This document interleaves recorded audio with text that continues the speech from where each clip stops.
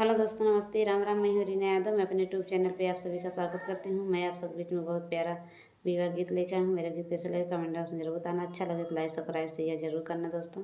मेरे चैनल को ज़्यादा से ज़्यादा सपोर्ट करना, आशीर्वाद दुलार आप सब जरूर देना। आप सब बहुत बहुत धन्यवाद।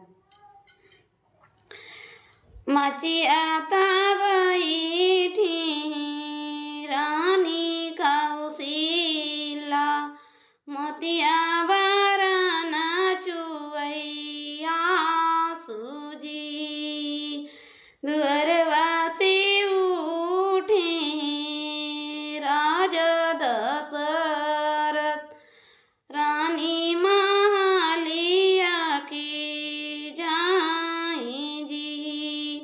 अबले ताजंको रानी राम जना मामा, अब जंको राम बियाह जी। अबले ताजंको रानी राम जना मामा, अब जंको राम बियाह जी। भीतर से उठे राजा दशरथ, घोड़वा पे भइले सवार जी।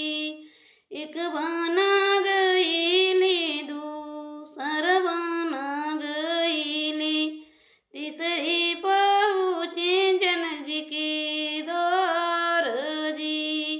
आओ पलंगा चढ़ी बैठो राजा दशरथ, तब आया जोधिया के हाल जी।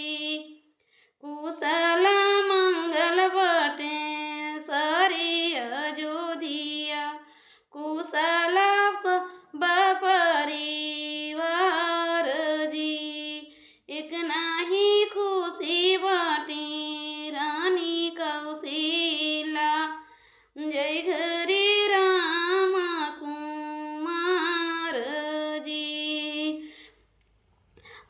चैत फागुन चैतवा बीतै दरज दशरथ, आवैद जेठ बैसाख जी।